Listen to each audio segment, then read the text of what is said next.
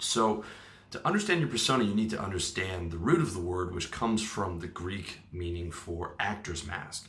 Your persona or personality is merely the mask you show the world. You might know that already. Maybe that's the first time you've heard that, but it's not actually a bad thing, but it's a really, really important distinction to make, in that you're not exactly the mask that you put forward in the world, okay? And when you can understand your persona, you can understand how to make it work better for you and therefore live a happier, higher quality of life. It's also very important to be able to understand how different personas interact in the world, and I'm going to sort of break that down for you.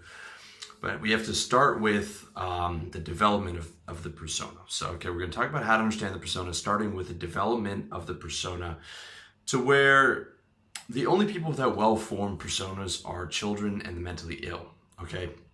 If you watch a child, you'll see them talk to themselves, you'll see them talk to their invisible friends, you'll see them make weird faces, you'll see them speak in nonsensical languages, you'll see them dance in the street, you'll see them sitting on a chair and fall off 2 seconds later. When a kid does these things, it's cute. When an adult does it, it's mental illness, okay? Because at around age 8, we become more self-aware, and with our parents' insistence, we start to develop these personas in preparation for joining the tribe of humanity, and we stop running around with mud and dirt and sweat all over our faces and thinking that that's just a natural way to do things, okay?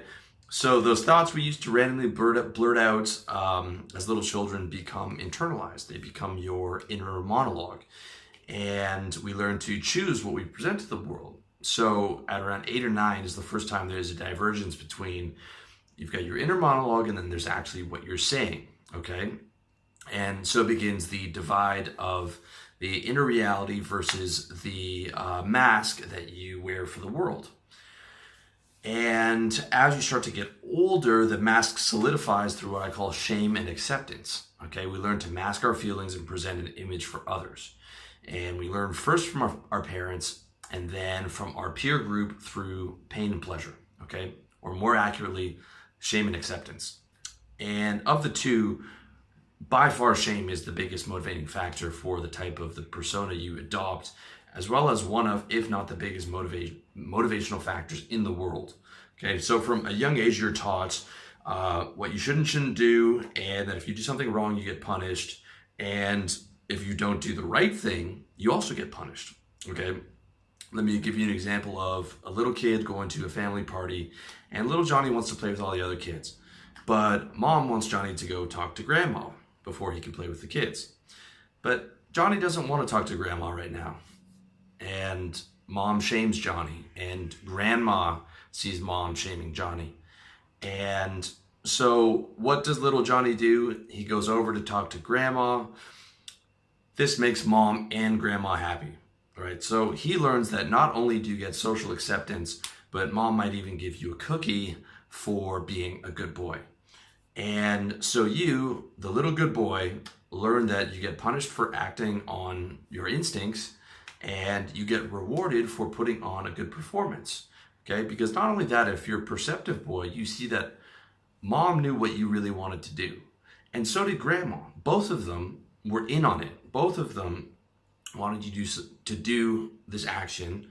Both of them would have shamed you for not doing it, but both were happy to reward you for your acting skills, knowing what you really wanted to do, okay?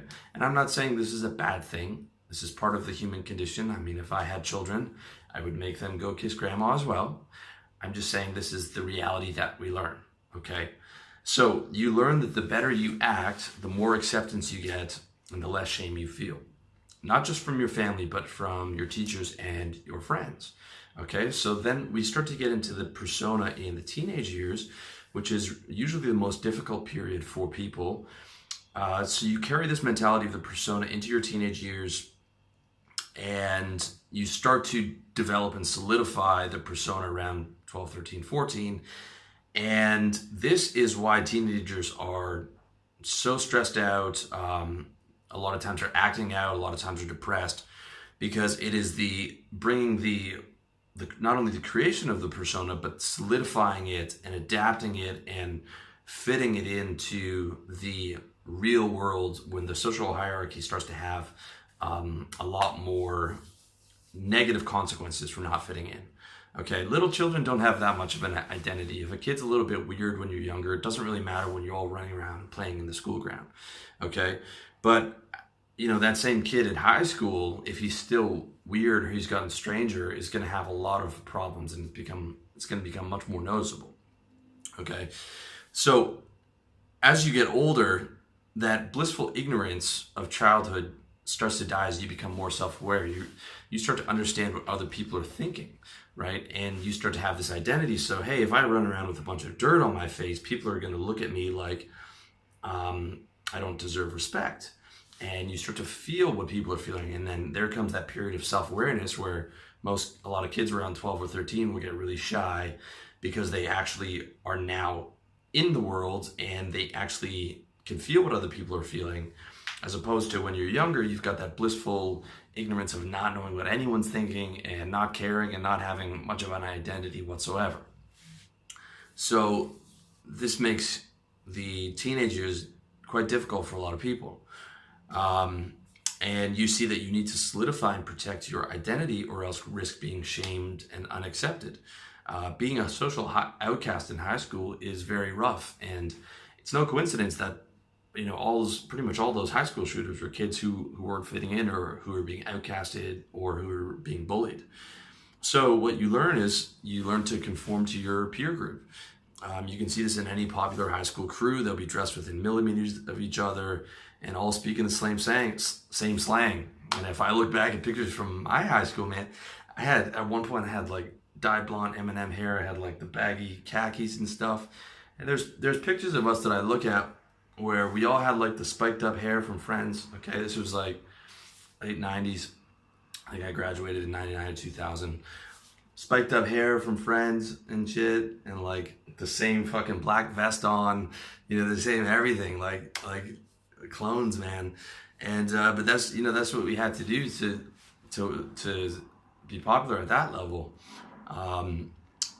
because the alienation in high school is a rough thing, man. It really is. So you learn that in high school, and then you take the same persona, the same identity, the same image, and you bring that with you into adulthood and eventually into the corporate world. Okay, in the corporate world, you see the same suits, same business casual clothes, the same shoes, the same corporate buzzwords, shifting paradigms, moving the goalposts further, all this kind of bullshit. There's an archetype in every office, and the closer you are to hitting that, the more acceptance you get, okay? And when you're self-aware and you're working in corporate America, it's like watching the theater of the absurd. Me and my buddy Zach, we used to go into work and we used to call it playing dress up for money, because that's how it felt, because I'm still the same person inside, but then when I'm speaking to clients, it's work safe Will, right? Hey, John, how are you? Good to see you. Great. How are the kids? Excellent. Wow. I can't believe that happened, right? It's the persona that we need to, in this society, to get revenue, to get income, to pay for resources, okay? To function in the corporate world is to pretend. You pretend like you don't have genitals. You pretend not to look at the girls in your office, and they pretend not to look at you. You pretend not to hate your boss, and he pretends to care about you on a personal level. And you pretend you don't have any controversial opinions on religion, politics, or any of the other topics you're not supposed to talk about. Okay? All those layers are part of your professional persona, who I used to call work safe Will. The truth is, your corporate world, and therefore our society, wouldn't function without personas. Okay? If every employee acted honestly and told their boss to shove that TPS report right up his candy ass, corporations would cease to exist, okay, if people would actually say what they felt. Because the truth is, no one wants to sit in an office for 8 hours a day doing data entry. Nobody, okay, let alone having to act grateful for the opportunity. But the shame of alienation, and even more important as you get older, the fear of poverty, is what keeps the majority of people tied to a desk playing out that persona in exchange for resources and being able to live, okay?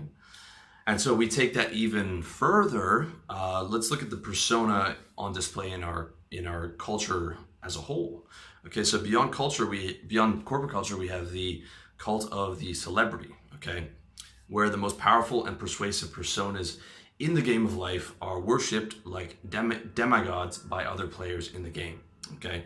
And again, guys, I keep coming back to the idea of playing the game of life.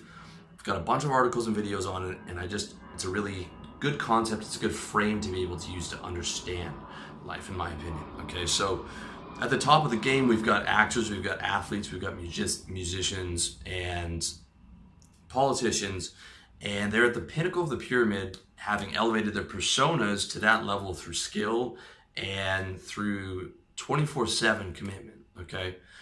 Like when you're at that highest level, you can't afford to make mistakes. Look at the presidency, for example, okay? The highest honor in America. In the 2 years leading up to that glorious dog and pony show in the sky, candidates are judged on absolutely everything, okay? From their haircut to their voice to even the smallest of facial tics.